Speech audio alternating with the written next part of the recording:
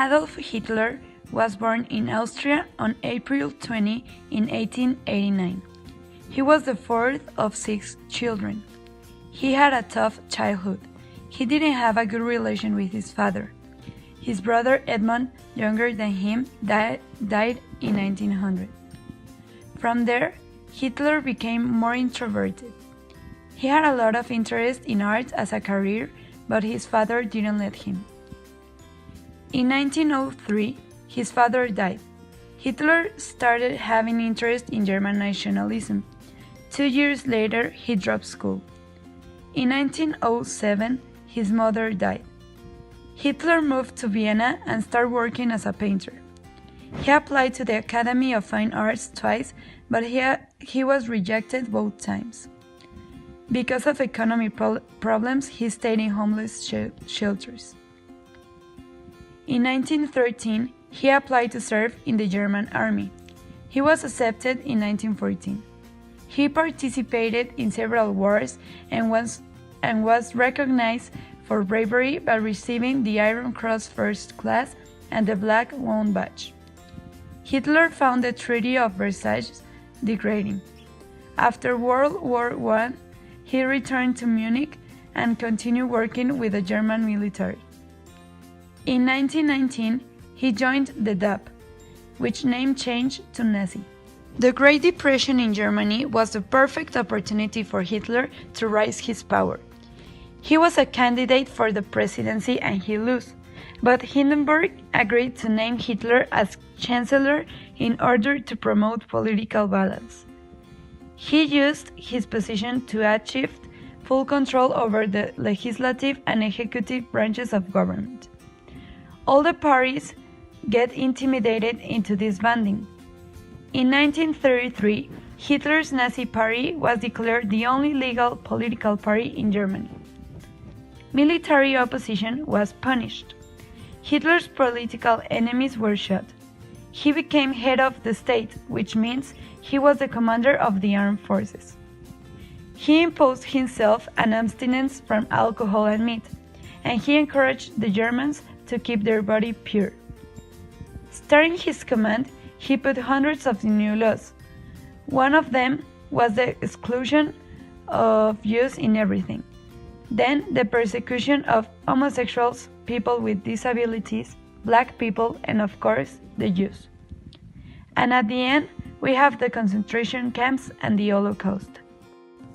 After World War I, 3 radical ideologies developed in Europe. The first one is called fascism, and it was developed by Benito Mussolini in Italy.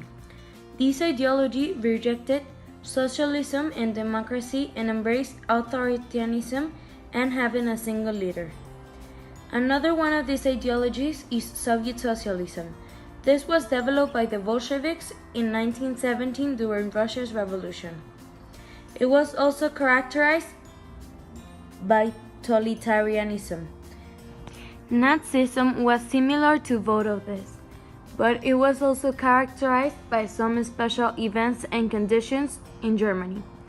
The people who supported this ideology were intense nationalists who wanted a pure Germany. These people had no interest in spreading their ideas to the world.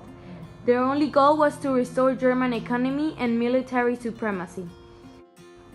This ideology was confirmed by the NSDAP 25 Points and the Mein Kampf, which is a book written by Hitler that included some of his personal experiences and the ideas of Nazism.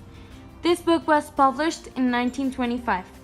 None of these resources are really specific or offer a lot of details. Hitler resisted to change these ideologies many times by saying they were unviolable.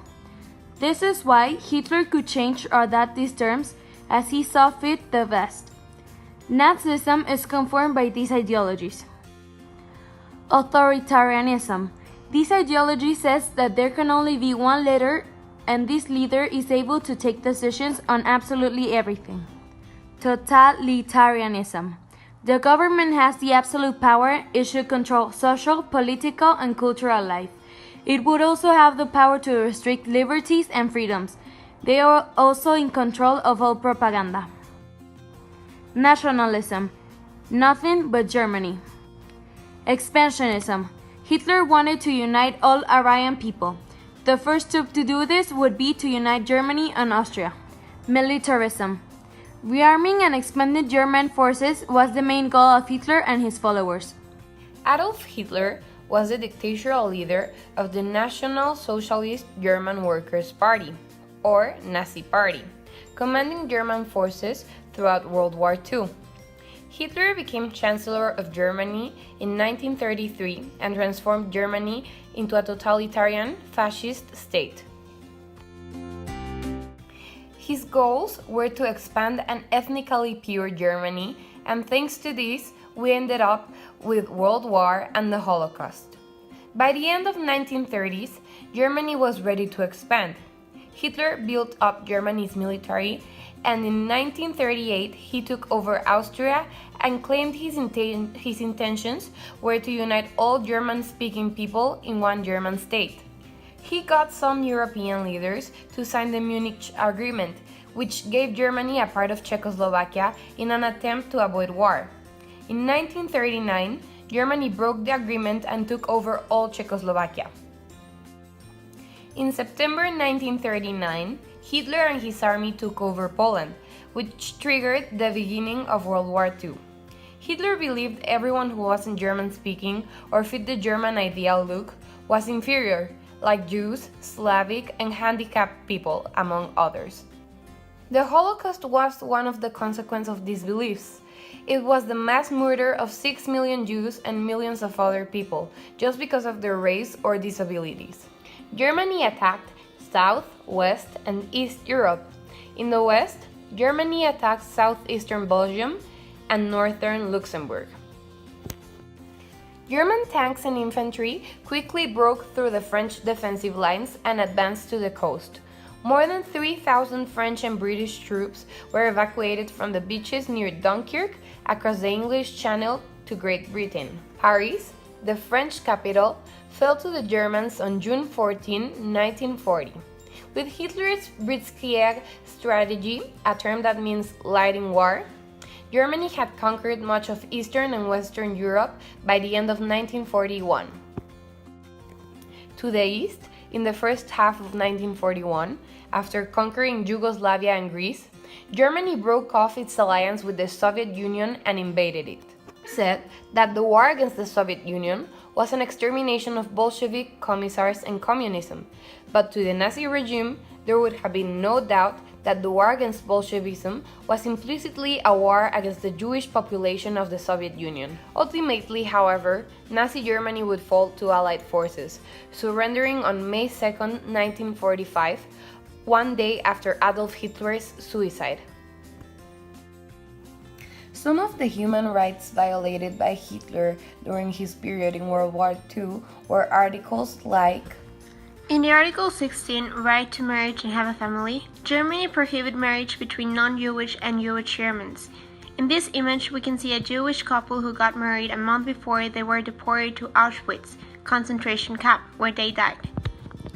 In the Article 27, it talks about copyright. Books that were written by Jewish were removed from libraries and Jews were banned from the newspapers. In Article 17, right to own things, at the beginning the Nazis persecuted the Jews. They intimidated them and took their properties and money so they would leave their country. In these photos we can see how the windows from a Jewish store were broken by an anti-Jewish demonstration in Berlin known as Kristallnacht. Article 5 talks about no one shall be subjected to torture. Doctors such as Mengele performed brutal experiments with Jews that were in concentration camps. Torture was normal at that time. There were several agreements made before the end of the war. The Allies started planning the end of the war since before the United States even entered the war. On 1941, President Roosevelt and Prime Minister Winston Churchill reunited on the U.S. Naval Station Argentia, where they planned the Atlantic Charter. This called for self-determination, freedom of seas, global economic cooperation, disarmament of aggressor nations, reduced trade barriers, and freedom from war and free. The next meeting was shortly after U.S. entered the war. The Arcadia Conference took place in several meetings from December 1941 to January 1942. These meetings were made to discuss a strategy to win the war. It also produced the Declaration of the United Nations. It was first signed by only 26 nations. The wartime conferences were held in June 1942, and in January 1943 the meetings in Casablanca, where Charles de Gaulle and Henry Giraud were recognized as the leader of the Free France. At the end of the conference, the Casablanca Declaration was announced. It called for the surrender of the Axis powers as well as aid for the Soviets and the invasion of Italy. The same summer, Churchill and Roosevelt kept meeting at they said the D-Day in May 1944 and drafted the secret Quebec Agreement. They were meeting to discuss atomic research. They also met in Cairo with a Chinese leader named Chiang Kai-shek. This was to seek the surrender of Japan. On November 28, 1943, the Tehran Conference and the Big Three took place. This time, the two leaders went to Iran, where they met with Joseph Stalin. As the war started to end, the three powers met again for the Yalta Conference, from February 4th to February 11, 1945. In this conference, each one came in with different desires.